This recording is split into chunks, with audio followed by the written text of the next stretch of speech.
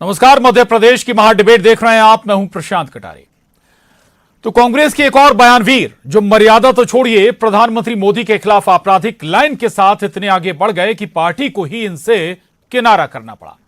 भले अब ये वरिष्ठ कांग्रेसी नेता बयान पर सफाई भी दे रहे हो, लेकिन पार्टी को तो बैकफुट पर ला ही दिया। राजनीतिक हमले, बयानबाजी, आरोप प्रत्यारोप, शायद इनसे किसी को आपत्ति ना हो, लेकिन जब आप आपराधिक लाइन पर आ जाएं तो मानिए ट्रैक छूट गया आपका। उस पर आप सैकड़ों लोगों को देश के प्रधानमंत्री के खिलाफ अपराध के लिए उकसाएं तो चिंता लाजमी है। दलीलें दी जा सकती हैं कि बाद में हत्या के साथ राजनीतिक जोड़ दिया गया। अगर तर्क जायज हैं तो आपकी पार्टी आपसे किनारा क्यों कर गई? और सवाल कांग्रेस से भी कि क्या मौन सहमति है पार्टी की नेताओं को? तो अभी तक वरिष्ठ कांग्रेसी पूर्व मंत्री राजा पटेरिया के खिलाफ पार्टी ने कोई एक्शन भी नहीं लिया और कानूनी प्रक्रिया पर भी सवाल उठा दिए। इलेक्शन खत्म कर देगा, मोदी धर्म जाति भाषा के आधार पर बांट देगा।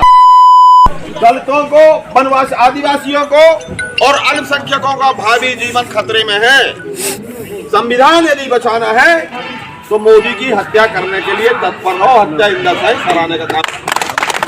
कल मंडलम सेक्टर के कार्ड वितरण में पवई के दौरान एक वीडियो जारी हुआ है जिसमें मुझे बताया गया है कि मैंने बोला कि मोदी की हत्या कर दो। मैं गांधी को मानने वाला आदमी हूं, गांधी की मानने वाला आदमी हत्या की बात नहीं कर सकता। वो वीडियो गलत तरीके से पेश किया गया है। मेरा कहने का आशय था कि राजनीतिक चुनाव क्षेत्र में उनको पराजित दिला के इस देश का संविधान बचाओ, अल्पसंख्यकों का, दलितों का और आदिवासियों की रक्षा करने के लिए, बेरोजगारी हटाने के लिए मोदी को पराजित करना आवश्यक है। मेरा उद्देश्य हत्या के को लेकर गलत तरीके से पेश किया गया। ये है कांग्रेस के वरिष्ठ नेता और दिग्विजय सरकार में मंत्री रहे राजा पटेरिया। विवादों से जुड़ाव इनके लिए कोई नया नहीं, लेकिन इस बार हद कर गए नेताजी। पटेरिया ने पीएम मोदी पर ऐसा बयान दे डाला जो किसी के गले नहीं उतरा। अब बीजेपी के निशाने पर केवल राजा पटेरिया नहीं बल्कि पूरी कांग्रेस है। माननीय मोदी जी जनता के दिलों में बसते हैं। ये विद्वेष की पराकाष्ठा है, ये घृणा की अति है। कांग्रेस के असली भाव प्रकट हो रहे हैं, लेकिन ऐसी चीजों को सहन नहीं किया जाएगा। एफआईआर की जा रही है और कानून अपना काम करेगा। जनसभा में धर्म, जाति और भाषा के आधार पर अल्पसंख्यक, दलित, आदिवासी समुदाय के बीच घृणा वैमनस्य फैलाना का कार्य प्रतीत हुआ। इससे लोक शांति भंग होना पुलिस ने पाया है और इनके खिलाफ आईपीसी की धारा 451, 504, 505, 1B, 5051, 1C, 506, 153, B1C के तहत पन्ना जिले में मामला दर्ज किया गया है। प्रधानमंत्री पर राजा पटेरिया का बेहद आपत्तिजनक बयान आया तो पटेरिया के खिलाफ एफआईआर दर्ज हो गई। हालांकि कांग्रेस शुरुआत में स्पष्ट लाइन नहीं ले पाई कि पटेरिया का बचाव करें या नहीं। बाद में बयान से किनारा करना ही कांग्रेस ने बेहतर समझा। कांग्रेस पार्टी पूर्व मंत्री राजा पटेरिया जी के दिए गए बयान से इत्तेफाक नहीं रखती है। उस बयान से पार्टी को बिल्कुल दूर रखना चाहेंगे। इस देश में कांग्रेस पार्टी का जन्म अहिंसा की कोख से हुआ है और राजनैतिक आतंकवाद की वजह से कांग्रेस पार्टी ने पूज्य महात्मा गांधी, श्रीमती इंदिरा गांधी, राजीव गांधी जी और बेअंत सिंह जी को खोया है।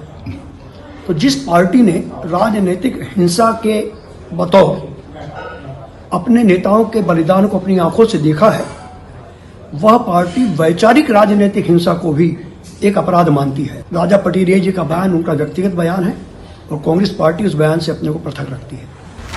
भले कांग्रेस ने राजा पटेरिया का बयान निजी बता दिया, लेकिन कांग्रेस तो सवालों के दायरे में आ ही गई। कांग्रेस के वो मुद्दे, वादे भी सियासी चर्चाओं से गायब हो गए जिनका आगामी विधानसभा चुनाव से कनेक्शन था। मसला मोदी से जुड़ा है तो दूर तलक तो जाएगा। Bureau report, news 18, Madhya Pradesh, Chhattisgarh.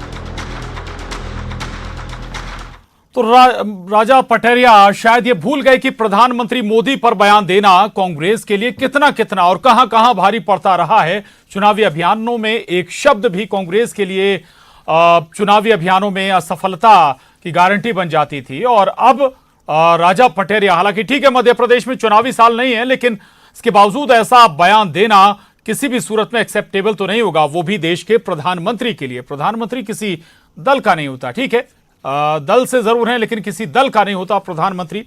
और चर्चा हम करेंगे। 3 खास मेहमान हमारे साथ जुड़ रहे हैं। रजनीश अग्रवाल जी हैं, प्रदेश मंत्री बीजेपी, बहुत स्वागत है आपका रजनीश जी। आर के दोगने साहब हैं, पूर्व विधायक कांग्रेस, आपका भी बहुत स्वागत है। और वरिष्ठ पत्रकार दिनेश गुप्ता जी हमारे साथ हैं इस चर्चा में, आपका भी बहुत स्वागत है। नमस्कार। आर के दोगने साहब, बयान राजा पटेरिया का, कहां कांग्रेस स्टैंड कर रही है, क्या स्टैंड कांग्रेस ने इस पर लिया है अभी तक? बयान से कांग्रेस का कहीं से कहीं लेना भी नहीं है।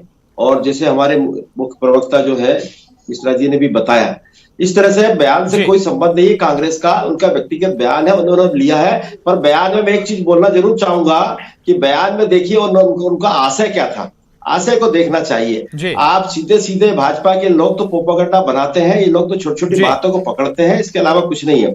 आप बताइए उनका सेंस था क्या, ये आशय था क्या उनका बोलने का? उन्होंने बोला भी है उसके बाद में, तो वो उसको आगे वाले बयान को नहीं बता रहे हैं, वो सिर्फ उतना हत्या पे ले जाके छोड़ दिया है। तो वो नहीं है, उनका आशय ऐसा नहीं था। वो भी इतने सीनियर लीडर है, सब चीजें हैं, इससे गलत तरीके की परिभाषित नहीं करेंगे। अगर आशय ठीक था, राजनीतिक बात की, अगर आशय ठीक था तो फिर कांग्रेस समर्थन करे राजा पटेरिया का, और अगर आशय ठीक नहीं था तो फिर पार्टी स्तर पर कोई एक्शन भी तो लीजिए, जवाब भी तो मांगिए कम से कम। भाई कांग्रेस के लाखों कार्यकर्ता नेता हैं प्रदेश में, देश में लाखों कार्यकर्ता नेता हैं।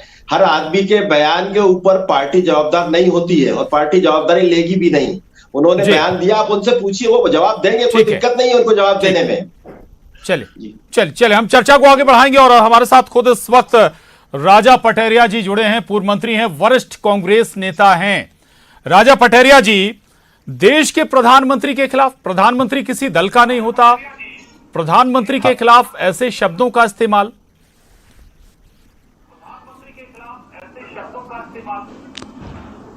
हेलो, आपकी आवाज नहीं आ रही? आवाज सुन पा रहे हैं राजा पटेरिया जी? राजा पटेरिया जी सुन पा रहे हैं आप? आवाज पहुंच रही है आप तक? मैं दूसरे फोन से आपकी आवाज सुन रहा हूं। प्रधानमंत्री के खिलाफ ऐसा बयान क्यों? संदर्भ क्या था, वजह क्या थी? गांधी की अहिंसा में संदर्भ क्या था, वजह क्या थी? आप गलत, मेरा कहना यह है कि इस तरह का कोई बयान नहीं था, उसका आशय गलत लिया जा रहा है। एक और गोडसे खड़े हुए हैं, एक और गांधी खड़े हुए हैं। गोडसे की विचारधारा और गांधी की विचारधारा की लड़ाई है, और मैं विचारधारा के अनुरूप काम करने वाला आदमी हूं। मैं विचारधारा को पढ़ के राजनीति में आया हूं, मैं सत्ता की राजनीति करने वाले लोगों में नहीं रहा। और जो आप ये कह रहे हैं कि क्या आशय था, मेरा कहना है कि आदिवासियों का, दलितों का, अल्पसंख्यकों का, बेरोजगारों का हक मारा जाएगा यदि आने वाले समय में मोदी की सरकार बनती है। तो ऐसी सरकार को पराजित करो, उसका आशय गलत लिया गया है। और मेरा हाथ जोड़ के निवेदन है कि माननीय प्रधानमंत्री जी जो है यशस्वी हों, लंबी दीर्घायु पाए। गांधी को मानने वाला व्यक्ति कभी भी हिंसा में आस्था नहीं रखता, ना हिंसा में जीता है। हम गांधी को मानने वाले लोग हैं, जिंदगी में गांधी की विचारधारा को जिया है और लिख पढ़ के गांधी, नेहरू, लोहिया को राजनीति। मेरी बात सुन लीजिए आप, मैं अपनी बात रख रहा हूं, आप बीच में मत बोलिए। मेरा साफ कहना है कि विचारधारा की लड़ाई में अंतिम क्षण सवाल तो सुनेंगे ना, और विचारधारा की लड़ाई में कभी आपसे मेरी बात हुई थी कि मैं अपना वर्जन रखूंगा, और मैंने अपना वर्जन आपको प्रस्तुत भी किया है। मेरा साफ कहना है कि मेरे पूछा जाएगा, गलत तरीके से पेश किया गया है। सुन लीजिए राजा पटेरिया जी, सुन लीजिए। आप गांधी की बात करते हैं, गांधी हत्या की बात नहीं करते थे, गांधी सत्या की बात करते थे, सत्याग्रह की बात करते थे, गांधी सत्या की बात करते थे, सत्याग्रह की बात करते थे। ये सत्याग्रह है, विचारधारा की लड़ाई में विचारधारा के पक्ष में खड़ा हूं मैं आपसे डिबेट करने शब्द के साथ सत्याग्रह होगा कांग्रेस में। मेरा साफ कहना है कि वैचारिक लड़ाई है, और मैं विचारधारा में गांधी के पक्ष में खड़ा हूं। और जो हिंसा में आस्था रखने वाले हैं, जो गोडसे का मंदिर बनाने वाले हैं, जो गोडसे को पूजने वाले लोग हैं, उनसे भी विनम्रता पूर्वक कहूंगा कि हिंसा को छोड़कर हिंसा की तरफ चलो। मैं साफ कहना है, मुझे जो अपनी बात रखना थी मैंने आपके सामने।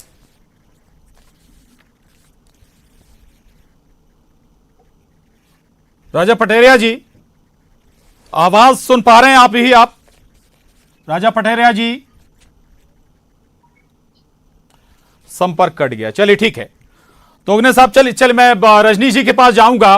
दोगने जी से भी बातचीत हो गई। रजनी जी सुन भी रहे होंगे आपने, राजा पटेरिया जी को भी सुना, आर के दोगने साहब को भी सुना कि भाई आशय था ही नहीं जो बताया जा रहा है, प्रस्तुत किया जा रहा है।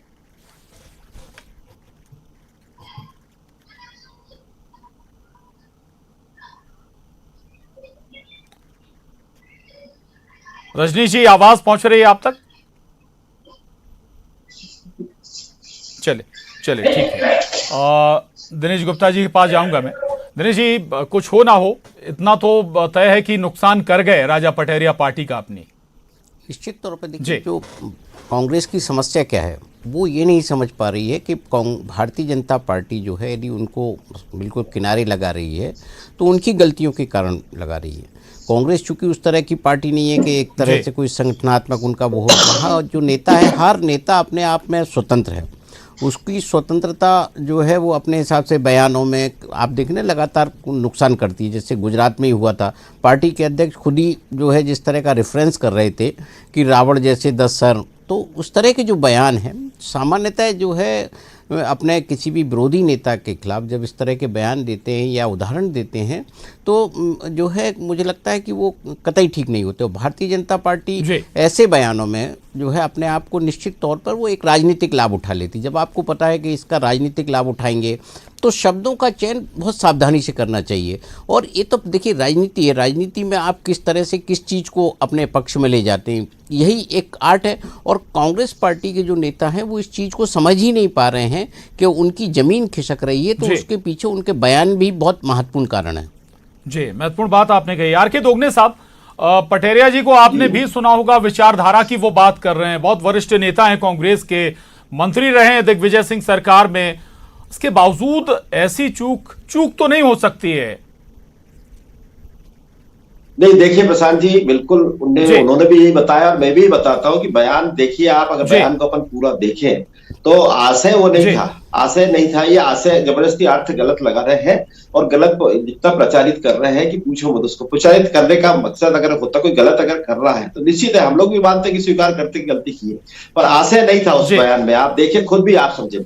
और हम लोग बिल्कुल सही बात है कि विचारधारा उस विचारधारा के है जहां राजीव गांधी जी की हत्या हुई, उनके परिवार ने और हमारे राष्ट्रीय अध्यक्ष और उनके बच्चों ने, मेनका जी हो चाहे राहुल या प्रियंका जी हो चाहे राहुल गांधी जी हो, उन्होंने माफ कर दिया हत्या करने वाले को। तो हम उस विचारधारा के लोग हैं। ये ऐसे थोड़ी है हर किसी भी शब्द को पकड़ ले, एक शब्द कुछ नहीं होता है, शब्द के ऊपर आप कुछ भी परिभाषित कर लो अपने हिसाब से उसको, तो इससे ये तो गलत तरीका है। प्रजातंत्र में ये चीजें नहीं होती, बोलने का स्वतंत्र बोलने का अधिकार है। उन्होंने राजनीतिक बात की है, उन्होंने हत्या की बात नहीं की। और ये हत्या की बात अगर वो करते तो निश्चित हम लोग भी विरोध करते हैं, क्योंकि देश के प्रधानमंत्री, हम भी सम्मान करते हैं देश के प्रधानमंत्री का। पर क्या है कि उन्होंने जो आशय दिया था कि ये चीजें चल रही है देश में, इसमें इस चीज का नुकसान होगा, ये हम खत्म नहीं करेंगे, तो ये था उनका आशय। ये आशय नहीं था कि हत्या कर देंगे। उन्होंने इस तरह का जो भाजपा प्रचारित कर रही है, ये एक तरह से ये प्रजातंत्र में इस तरह का नहीं होता है। किसी के अगर कोई चीजें छोटी मोटी निकल गई है गलती से, कभी कभी हमने देखा है अच्छे माननीय कई नेता भाजपा के होंगे, मंत्री होंगे, मुख्यमंत्री होंगे या दूसरे नेता भी होंगे, उनके भी बयान कभी कभी निकल जाते हैं गलती से, पर ऐसे बयान पकड़ते नहीं है कांग्रेस के लोग। ठीक है, और लेकिन जो शब्दावली थी उस पर फिर गौर करेंगे तो आपको भी लगेगा कि ऐसा लग रहा है कि जैसे जानबूझकर पहले ये शब्द कहा गया, उसके बाद फिर आपने दूसरा शब्द जोड़ दिया। रजनी जी, आरोप एक ही है कांग्रेस का कि आप उस शब्द का गलत आशय निकाल रहे हैं, गलत मतलब निकाल रहे हैं, मीडिया में पेश कर रहे हैं। देखिए, भारतीय जनता पार्टी ने ही देश के तमाम पत्रकार, तमाम निष्पक्ष नागरिक, गणमान्य नागरिक, पुलिस प्रशासन, तमाम लोगों ने वही अर्थ निकाला है जिन शब्दों में कहा गया है। और ये पहली बार किसी कांग्रेस के नेता ने नहीं कहा। वो इमरान मसूद जो कहता है मोदी की वोटी कर देंगे, कांग्रेस उसे प्रत्याशी बनाकर बड़े बड़े नेता उसके साथ मंच साझा करते हैं। वो शेख हुसैन जो कहता है कुत्ते की मौत मोदी को मारेंगे, उसके कांग्रेस लगातार नेतृत्व सौंपती है और उसको आगे बढ़ाने का काम करती है। कभी रावण, कभी नीच, कभी मां पर हमला, कभी परिवार पर हमला, ये कांग्रेस के पास में मुद्दे नहीं है, कांग्रेस के पास में मुद्दे नहीं है, सोच नहीं है, समझ नहीं है। किस विचारधारा की बात कर रहे हैं जी? कौन सी विचारधारा? हत्या की, शब्दों की विचारधारा जो है वो केवल नक्सलवाद है, अर्बन नक्सलवाद है। टुकड़े टुकड़े कहेंगे तो भारत तेरे टुकड़े होंगे, इंशाअल्लाह इंशाअल्लाह, रात में नारे लगते हैं, सुबह राहुल गांधी जी उस स्थान पर जाकर उनके जिन पर आरोप लगते हैं उनके साथ खड़े हो जाते हैं। ये कौन सी विचारधारा है? ये कौन सी सोच है? आप गले किसको लगा रहे हैं भारत जोड़ो यात्रा में? जो लोग उपद्रवी हैं, जो लोग अराजकतावादी हैं, जो लोग टुकड़े टुकड़े गैंग के मेंबर हैं, जो लोग तमाम प्रकार से विद्वेष फैलाना चाहते हैं, जो देश में अलगाववाद फैलाना चाहते हैं, ये बात एक ही है, नारा एक ही है। किसी दूसरे दल के ऊपर तो ये इस प्रकार के आरोप नहीं आते। ये छिछोरापन कौन कर रहा है? ये आतंक और हिंसा की बात कौन कर रहा है? कांग्रेस के नेता। और मैंने कहा कि केवल एक स्थान के, एक राज्य के नहीं, पूरे देश में, उत्तर हो या दक्षिण, पूर्व हो या पश्चिम, उस प्रकार की बात। अरे नक्सल बन जाएंगे, नक्सलवादी खड़े हुए, कौन में नक्सल? नक्सलवाद खत्म हो रहा है देश से, राजनीतिक तौर पर भी खत्म हो रहा है, और जो हथियार उठाने वाले नक्सलवादी हैं वो भी समाप्त हो रहे हैं। लेकिन आपकी भाषा में नक्सलवाद रजनी जी, राजा पटेरिया जी बाद में दोबारा आए, उन्होंने सफाई भी दी कि भाई गलत तरीके से बयान रखा गया। अभी हमारे साथ जुड़े थे, न्यूज़ 18 से वो बात कर रहे थे, वो कह रहे हैं कि हमारी शुभकामनाएं हैं, दीर्घायु हो प्रधानमंत्री मोदी।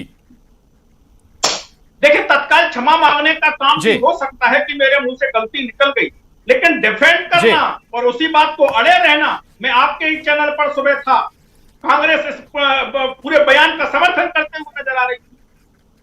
कई चैनलों पर मैं रहा हूं, मीडिया के सामने रहा हूं, कांग्रेस के नेता दोपहर तक इस बयान के समर्थन में खड़े नजर। और आज भी राजा पटेरिया जी को कोई शोकॉज नोटिस नहीं है, कांग्रेस का कोई किसी प्रकार का क्षमा याचना नहीं है। वो अपनी जगह है, ये अपनी जगह है। बाद में जब बताओ तो मैंने कहा ना, मोदी की बोटी बोटी करने वाले को पार्टी में प्रत्याशी बनाया जाता है जी, कांग्रेस पार्टी में। ये भाषा के खिलाफ, चाहे वो खड़गे जी हो, रावण कहते हो, चाहे औकात की बात मिस्त्री करते हो, पदों पर यथावत हैं, जस के तस हैं, कहीं कोई क्षमा, कहीं कोई खेद, कहीं कुछ नहीं है।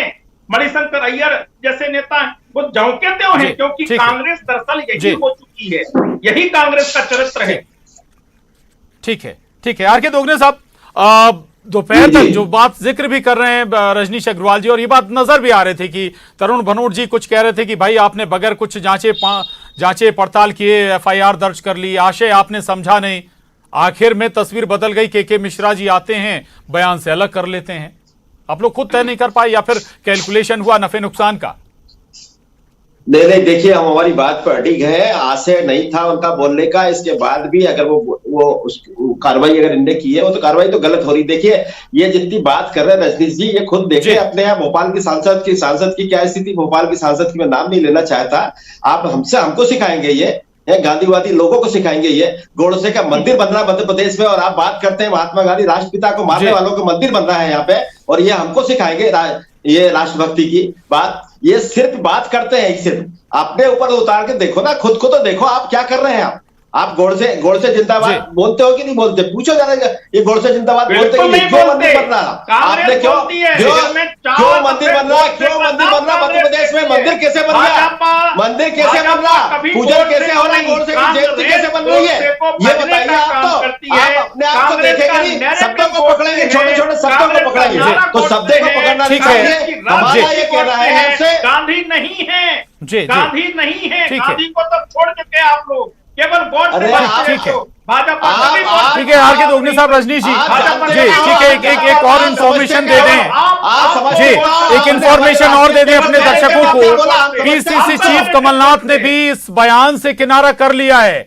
PCC चीफ कमलनाथ लिखते हैं कि अगर इस बयान में सच्चाई है तो बिल्कुल इससे किनारा, बिल्कुल इस बयान को एक्सेप्ट नहीं किया जाएगा। कमलनाथ ये बात कह रहे हैं। दिनेश गुप्ता जी, अब तो बाकी नेताओं की ठीक है, कमलनाथ जी ने भी वही स्टैंड ले लिया कि अगर वाकई बयान ठीक है तो बिल्कुल एक्सेप्टेबल नहीं है।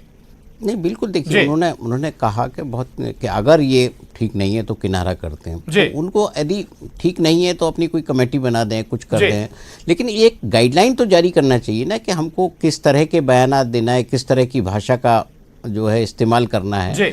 आप यदि इस तरह की भाषा लगातार होगी तो निश्चित तौर पे जो राजनीतिक लाभ होना चाहिए। यदि विरोध की राजनीति आप कर रहे हैं, विरोध कर रहे हैं, जनता के मुद्दे उठा रहे हैं, लेकिन आप ऐसा शब्द बोलते हैं, ऐसी भाषा का उपयोग करते हैं जो आपके खिलाफ चला जाता है, तो कहीं ना कहीं जब अब चुनावी साल है, चुनावी साल में इस तरह की चीज़ें यदि आती नहीं तो कांग्रेस पार्टी तो जो है उसके लिए तो बड़ा मुश्किल हो जाएगा। गुजरात जैसी स्थिति हो जाएगी कि वो जो है अपने लिए जन समर्थन भी नहीं जुटा पाएगा। जब ये पता है कि देश की जनता का माइंडसेट कैसा है, तो कम से कम उसकी इच्छाओं के अनुरूप तो आप आचरण करें, विरोध करें। विरोध अपनी जगह है, आप मुद्दों के साथ विरोध करिए, लेकिन किसी व्यक्ति विशेष के लिए, चाहे वो प्रधानमंत्री हो, मुख्यमंत्री, कोई भी इस तरह की भाषा का इस्तेमाल न एक और छोटा सा सवाल इसी से जुड़ा हुआ, आपने मुद्दों का जिक्र किया, लगातार कमलनाथ अलग अलग मुद्दे सोशल मीडिया के जरिए रेज कर रहे हैं, चाहे पुरानी पेंशन योजना हो, किसानों का मसला हो और भी दूसरे मसले हैं। इन तमाम मुद्दों पर चर्चा के बजाय सारा फोकस दूसरी जगह शिफ्ट हो गया। इसके पीछे कोई इंटरनल पॉलिटिक्स तो नहीं है कांग्रेस के अंदर की? नहीं, देखिए हर आदमी का टेम्परामेंट होता है राजनीति करने। जैसे आप राजा पटरिया जी का भी पूरी आप इतिहास देखेंगे राजनीति करने, तो उनके वो इसी तरह से आक्रामक भाषा का उपयोग करते हैं। तो लेकिन उस वक्त कई बार जो होता है कि आप शब्द चूक जाते हैं। उसमें कमलनाथ की राजनीति और राजा पटरिया की राजनीति एक रास्ते पे तो कभी चल ही नहीं सकती, क्योंकि दोनों का कोई मुद्दों से कनेक्ट नहीं है। कमलनाथ शायद जो है एक सामूहिक निर्णय जैसा होता है पार्टी लाइन का कि हम एक मुद्दा उठा रहे हैं, तो उस तरह से भारतीय जनता पार्टी में जैसा होता है ना, एक मुद्दे के साथ सारे नेता खड़े होते हैं, वो कांग्रेस में ये नहीं होता। दोनों में बहुत फर्क है। इसलिए जो मुद्दा कमलनाथ जी उठाते हैं वो उनका अपना मुद्दा होता है, लेकिन पार्टी के दूसरे नेता उसके साथ जो है आप इत्तेफाक रखते नजर नहीं आते। जी रजनीश जी, नरेंद्र मोदी जी के प्रति अपमानजनक टिप्पणी नहीं है, राष्ट्रीय सुरक्षा को खतरा भी है। कल के दिन इस प्रकार के जो नक्सलवादी हैं या जो अर्बन नक्सलवादी हैं, वो लोग भी इस प्रकार की अपील, इस प्रकार की बात करेंगे तो आप उसे कैसे जस्टिफाई करेंगे? उसे गलत को गलत कहना होगा। इसलिए आशा ऐसा नहीं था, आशा वैसा नहीं था से काम चलने वाला नहीं है। ये गलत व्यवस्था कांग्रेस पूरे देश में खड़ी कर रही है, ये जानबूझ के षड्यंत्र पूर्वक खड़ी कर रही है। अपने आप को अलग थलग कर लेते हैं, लेकिन उनको संरक्षण यथावत रहता है। और इस प्रकार की प्रवृत्ति राज्य दर राज्य चलती है, हर राज्य में चलती है। और मोदी जी के प्रति घृणा, हत्या, ये हिंसा तक, अराजकता तक। ठीक है, बहुत कम शब्दों में आर के दोगने साहब, ऐसे शब्दों का खामियाजा आप लोगों ने कई दूसरे राज्यों में भुगता है। दोगने साहब, एक और बात, राजा पटेरिया जी का एक और बहुत पहले का बयान है, जब वो स्थानीय लोगों को उकसा रहे थे, ऐसा लग रहा था कि जैसे नक्सलियों की नक्सलिज्म की ओर उकसा रहे हैं वो। नहीं, देखिए मुझे उस चीज से, उनके बयान से कोई लेना देना नहीं है। और बयान का, मैं पार्टी के बयान की बात कर रहा हूँ। पार्टी का बयान सीधा सीधा है, क्योंकि लाखों कार्यकर्ता है जो लाखों नेता है कांग्रेस पार्टी में, अपने अपने बयान देते, तो उससे कोई किसी का मतलब पार्टी का कोई संबंध नहीं रहता है। जिस तरह के भाजपा के लोग उठा रहे हैं, ये तरीका ठीक नहीं है। ये आप बात करिए ना, खुद जवाब दे रहा है, उनसे बात करिए ना। आपको अगर दे तो आपके सागर या दमोह में वो जहाँ रहते हैं वहां जाके बात कर सकते हैं। आप बता रहे हैं और आप मीडिया पे भी आ रहे हैं, पेपरों में भी आ रहा है। ये आपकी बात पर और भरोसा तब होता और जी मोहतब लगती जब पार्टी अपने स्तर पर भी कोई सवाल जवाब करती है। आपके वरिष्ठ नेता हैं, पूर्व मंत्री हैं। बहरहाल माफी चाहूंगा, वक्त की कमी है। बहुत शुक्रिया आर के दोगने साहब, दिनेश गुप्ता जी, रजनीश अग्रवाल जी, आपका भी बहुत धन्यवाद। महाडिबेट में बस इतना ही।